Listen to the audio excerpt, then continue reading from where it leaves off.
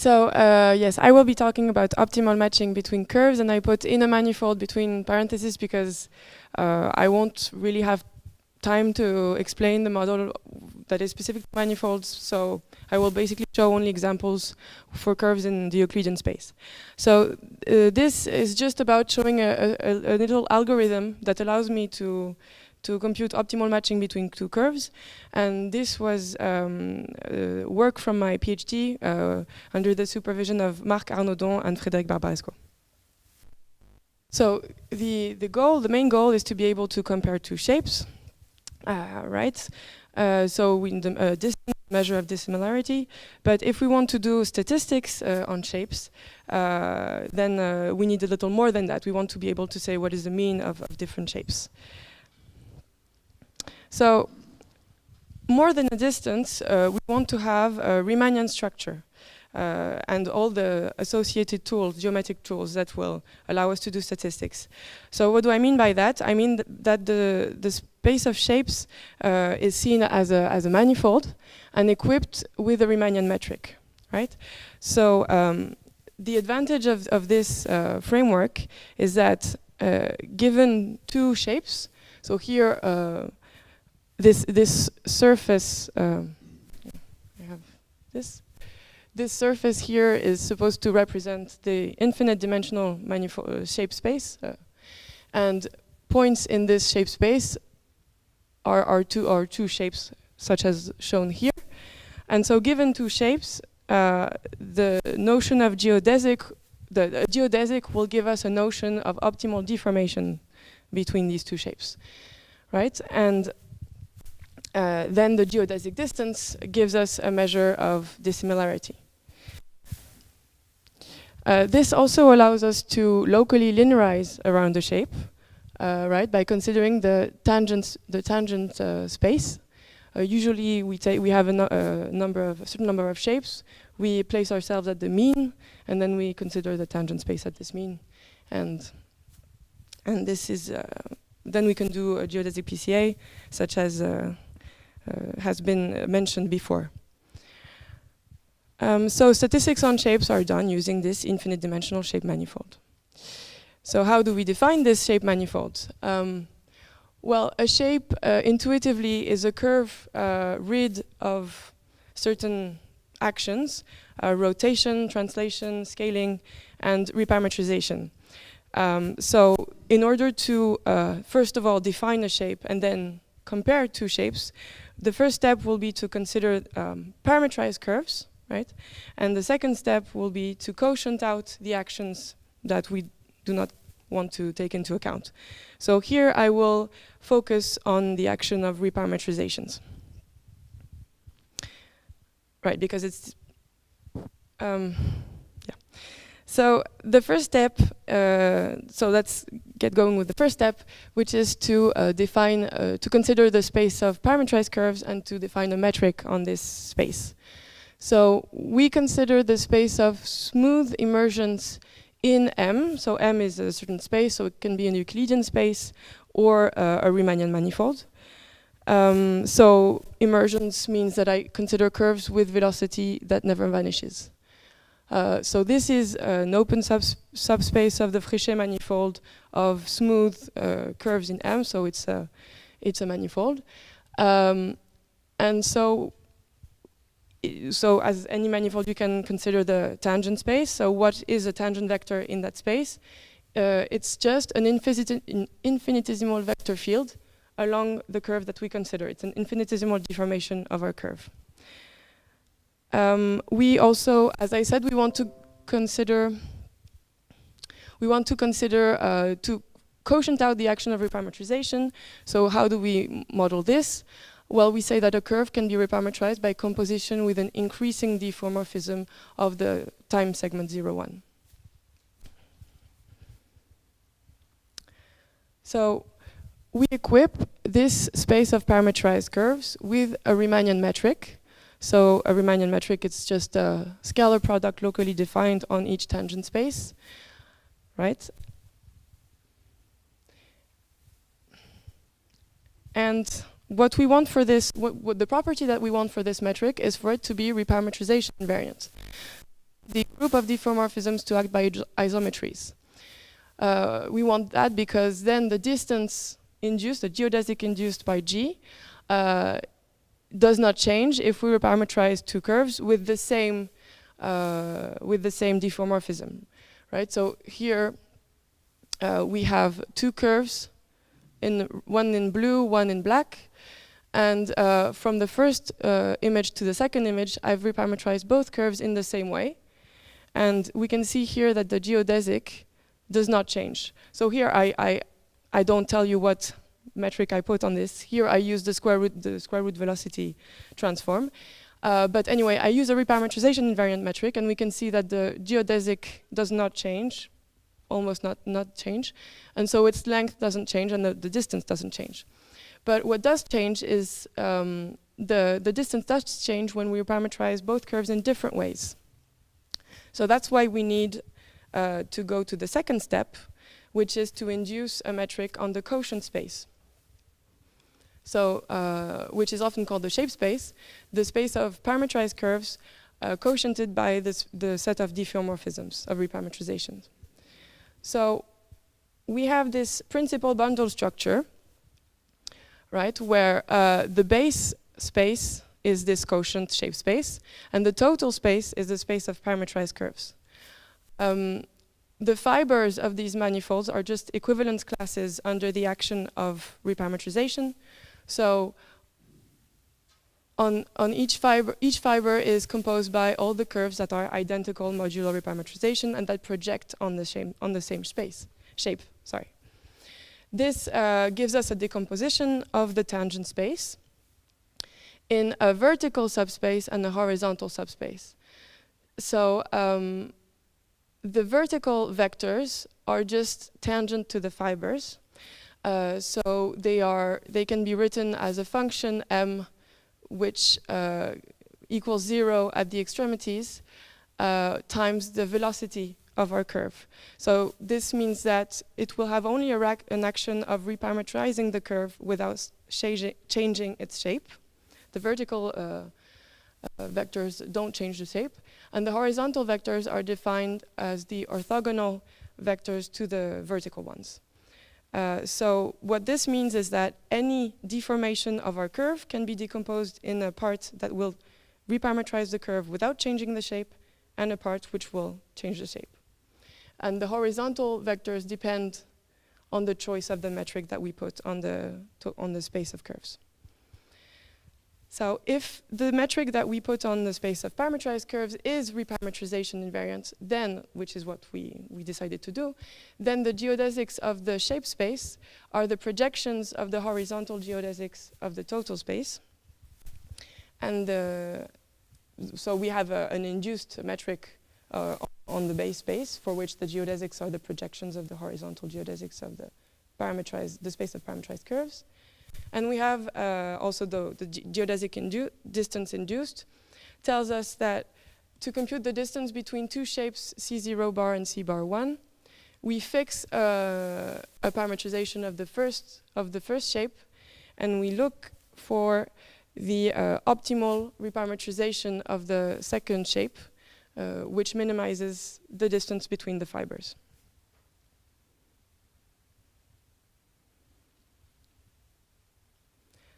Okay, so now how do we compute? The question is, how do we compute a horizontal geodesic?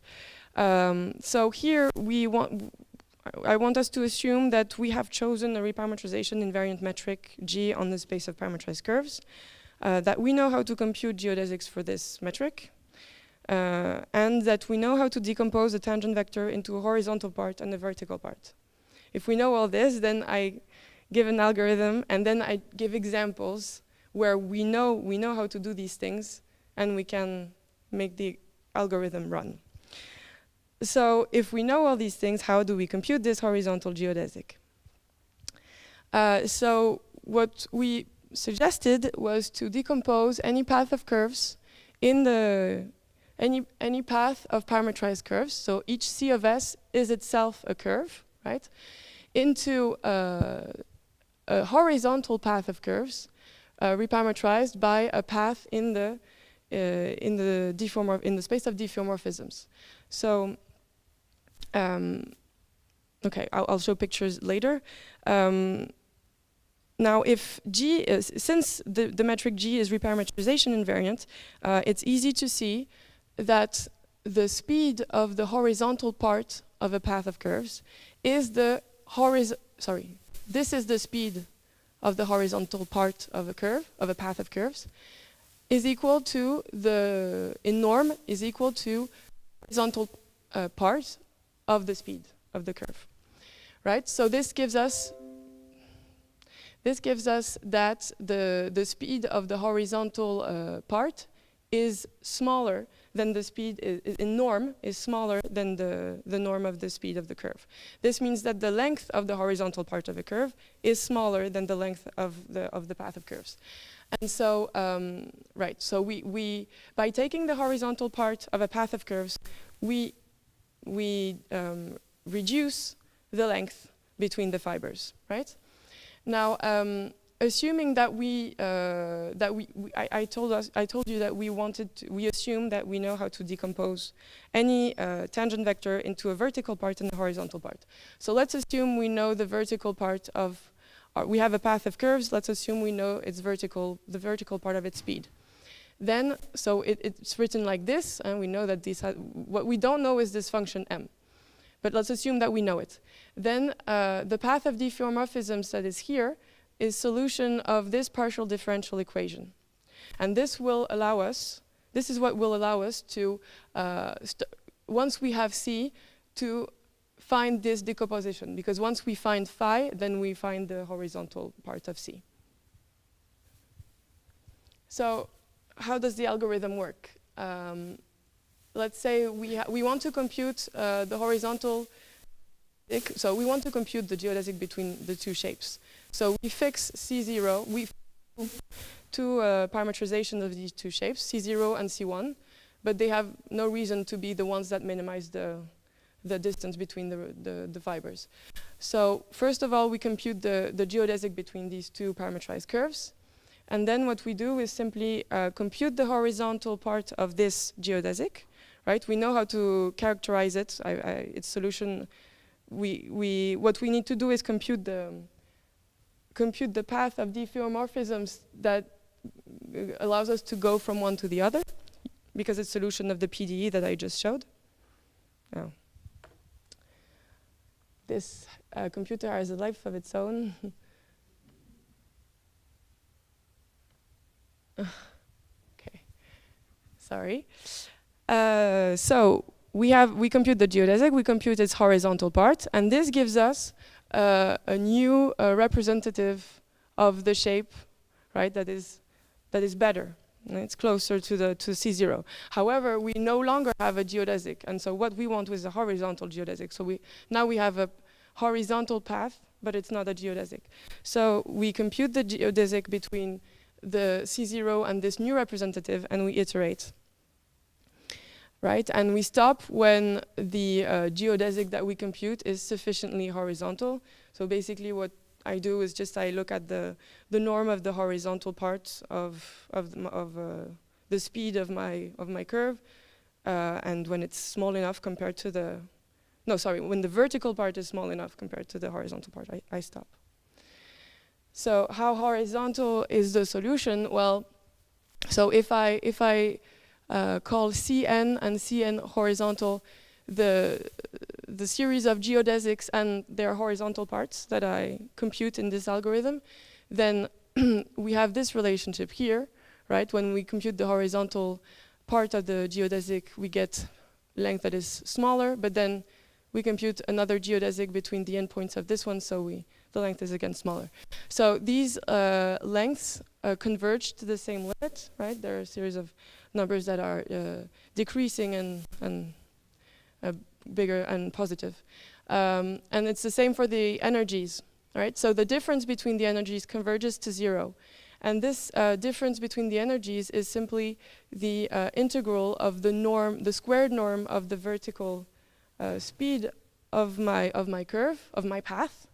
And so since this converges to 0, there is at least one, but it's this function converges to 0 at each, not everywhere, but almost everywhere. And actually, it's enough to say that this goes to 0 for one S, right? If there's one point of your path of curves for which the speed is horizontal, then it's horizontal everywhere. That's, I didn't cite, I should have written that up. It says it's a result from Peter Mischer. I don't remember in which paper, but sorry, I should have written down. But anyway, so the geodesic becomes more and more, what we compute becomes more and more horizontal, and we obviously have geodesic because we compute it that way. Right, so now let me give an example where we have these assumptions that I made at the beginning. So there are different various choices that we can make for the metric G on the space of curves. It depends on whether we have curves in the Euclidean space or curves in the manifold. So we can consider Sobolev metrics or elastic metrics. We know that we cannot put the L2 metric because it induces a vanishing distance on the shape space. This is a result by Mischer and Mumford of 2006. So we need these extra derivatives here so that the metric isn't pathological. Right. So the example that I suggest is elastic metrics. Here, this is a metric for a curve in any manifold, right? So here I have covariant derivatives instead of normal derivatives, but basically this is just a natural generalization of an elastic metric to curves in the manifold. And so we can show that for this metric, any tangent vector decomposes into, we know that the vertical part is of the form mv, and the horizontal part is the residual, and we can show that M verifies this ordinary differential equation. And in particular, this allows us to get characterization of vertical vectors for the square root velocity framework, where geodesics are very easy to compute, because we know that for curves in RD, the distance between two curves is simply the L2 distance between their speeds renormalized. So I'm going to quickly just show a video. Right. So here, this is my optimal matching algorithm between two curves that are identical, but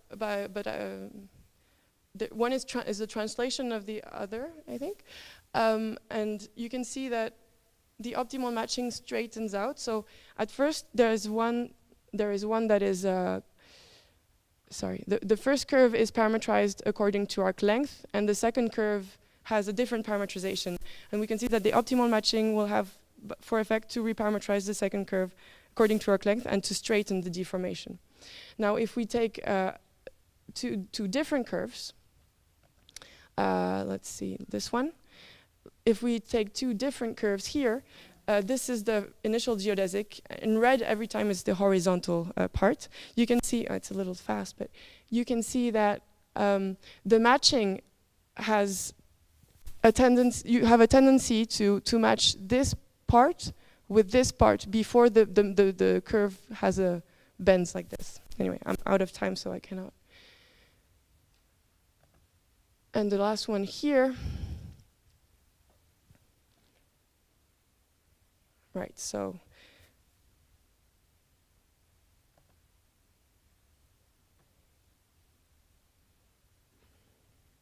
and so here I just put the deformations we had before matching and the ones we have after matching. And I'm finishing just on these shapes of a cochlea.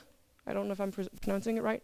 It's what you have in your ear that transforms the sound into electric signals.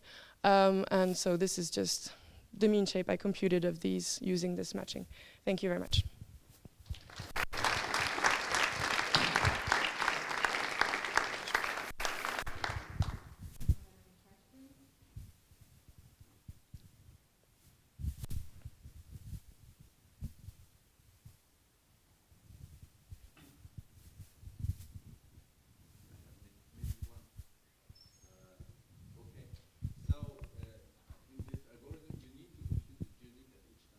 Yes.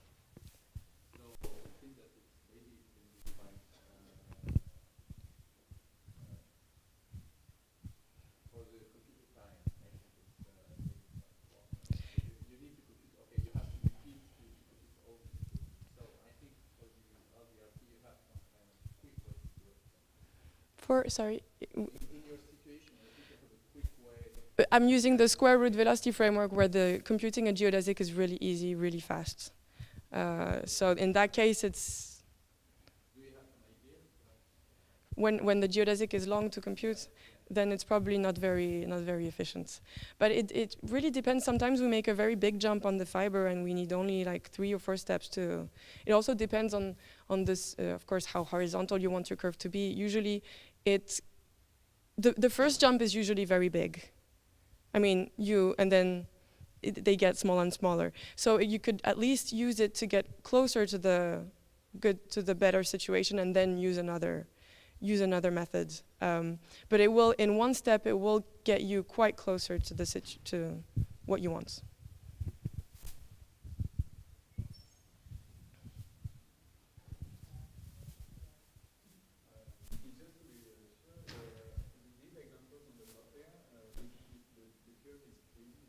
Yes, it's 3D, and I had to also remove rotation. Right. Yes. Yes. Yeah. Yeah. These are 3D. Yeah.